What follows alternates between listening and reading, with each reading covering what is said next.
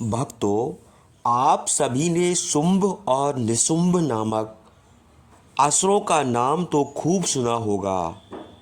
इन दोनों असुरों ने संपूर्ण पृथ्वी पर हाहाकार मचा दिया था और देवता भी इनसे भयभीत रहते थे। जब शुंभ का दूत माँ जगदम्बे के बारे में यह कहता है कि एक स्त्री पर्वत की ऊंची चोटी पर है और वह स्त्री बहुत ही सुंदर है, यह सुनकर शुंभ ने माता को अपने अधीन करने का विचार किया और उस उद्देश्य से अपने सैनिक और भयानक असुरों को माँ के पास भेजता है। लेकिन माँ सबका अंत कर देती है और उसके भाई निशुंभ का भी वध कर देती है। जब शुंभ अपने भाई की मृत्यु का समाचार सुनता है तो शुंभ बड़ा क्रोधित हो जाता है और माँ भगवती से युद्ध करने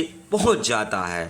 तो माँ चंडिका और शुंभ नामक असुर के महाविनाशक इस युद्ध का प्रसंग इस कथा में हम वर्णन करते हैं। तो कथा को पूरा एवं अंत तक जरूर श्रवण कीजिए और हमारे धार्मिक चैनल जय करीला धाम को सब्सक्राइब भी कर दीजिए। तो चलिए हम वीडियो को आगे बढ़ाते हैं। प्राणों के समान प्रिय भाई निशुंभ की मृत्यु तथा अपने सभी सैनिकों का संहार देखकर शुंभ कुपित होकर बोला, दुष्ट दुर्गे, तू बल के अभिमान से झूठा घमंड न कर। तुम दूसरी स्त्रियों के बल का सहारा लेकर लड़ती हो और अतिमाननी बनी हुई हो। देवी बोली, रे दुष्ट, मैं अकेली ही हूँ, इस संसार में मुझसे भिन्न दूसरी कौन है। हे दुष्ट, ये मेरी ही विभूतियाँ रूप है, अतः मुझ में ही प्रवेश करती हैं। इन सब को देखो। तब वे सभी देवियाँ उस देवी अंबिका के शरीर में समा गईं। देवी बोली, मैं अपनी ऐश्वर्य शक्ति द्वारा जो अनेक रूपों में यहाँ उपस्थित थी, उन सब रूपों को मैंने समेट लिया है। अब मैं युद्ध में अकेली ही खड़ी हूँ।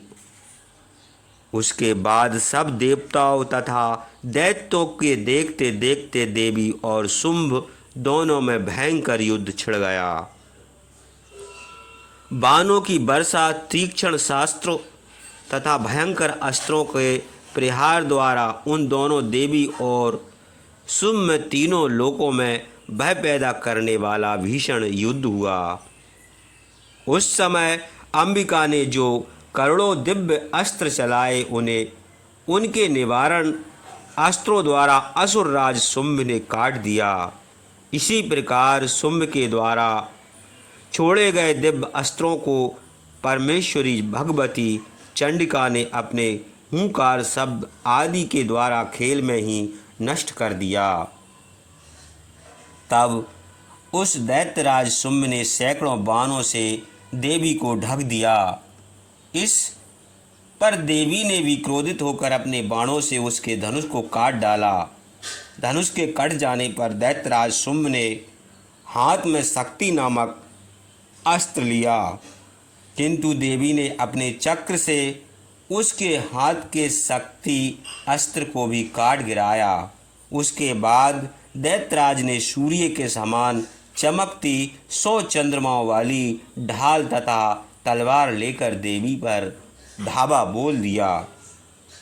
उसे तलवार लेकर आते देख चंडिका ने अपने धनुष से छोड़े गए तीक्ष्ण बाणों द्वारा उसकी सूर्य किरणों के समान चमकती हुई निर्मल ढाल तथा तलवार को शीघ्र ही काट डाला। उसी समय उसके घोड़े और सारथी कोचवान भी मृत्यु को प्राप्त हो गए।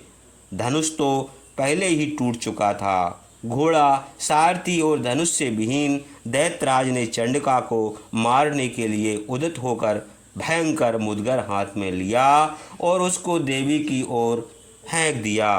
आते हुए उसके मुदगर को देवी ने अपने तीक्ष्ण बाणों द्वारा काट दिया। फिर भी वह दैत्य मुक्का तानकर देवी को मारने के लिए पूर्ण वेग से देवी की ओर दौड़ा। उस महादैत्य ने ज्यों ही देवी के हृदय पर मुक्का मारा, उसी समय देवी ने भी उसकी छाती में अपनी हथेली से प्रहार किया। दैत्यराज शुंभ देवी द्वारा मारे हुए हथेली के प्रहार से घायल होकर पृथ्वी पर गिर पड़ा, किंतु फिर भी झट से पूर्ववत उठकर खड़ा हो गया। तत्पश्चात उछलकर देवी को पकड़ ऊपर ले जाकर आकाश में खड़ा हो गया। तब चंडिका वहाँ भी बिना किसी आधार के हवा में ही शुंभ के साथ लड़ने लगीं। उस समय चंडिका और शुंभ दोनों आपस में भयंकर वायु युद्ध करने लगे। वह युद्ध सिद्ध और मुनियों को विस्मय में डालने वाला था। दीर्घ काल तक हवा में ही शुंभ के साथ वायु युद्ध करने के बाद चंडिका देवी ने हाथ से उसे पकड़कर ऊपर उठाकर घुमाया और पृथ्वी की ओर फेंक दिया। देवी द्वारा फेंका हुआ शुंभ पृथ्वी पर आ गिरा। उसके बाद वह दुष्ट आत्मा दैत्य चंडिका के वध की इच्छा से मुक्का तानकर पूरे वेग से देवी की ओर दौड़ा। तब समस्त दैत्यों के राजा शुंभ को आते देख देवी ने अपने शूल से उसके हृदय को छेदकर उसे पृथ्वी पर गिरा दिया। असुरराज शुंभ देवी के त्रिशूल के अग्रभाग से घायल होकर प्राण विहीन हो गया और उसकी मृतदेह समुद्र, द्वीप और पर्वत सहित जड़ चेतन को कपाती हुई धड़ाम से पृथ्वी पर आ गिरी।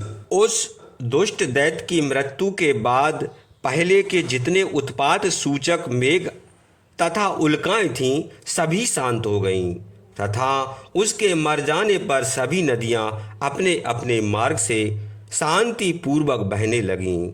उस दुरात्मा के मारे जाने के बाद संपूर्ण जगत प्रसन्न एवं स्वस्थ हो गया और आकाश भी निर्मल हो चला। उसके मरने के बाद देवता लोग परम हर्षित हो गए और गंधर्वगण मधुर गीत गाने लगे। अन्य गंधर्वगण बाजे बजाने लगे और उर्वशी आदि अप्सरा नृत्य करने लगी। पवित्र वायु बहने लगी। सूर्य निर्मल किरणों वाला हो गया। अग्निशाला की बुझी सी आग स्वयं प्रज्वलित हो गई और दिशाओं के भयानक शब्द शांत हो गए। महापराक्रमी दुष्ट दुराचारी असुरराज शुंभ की मृत्यु के पश्चात सभी प्राणी सुखी हो गए।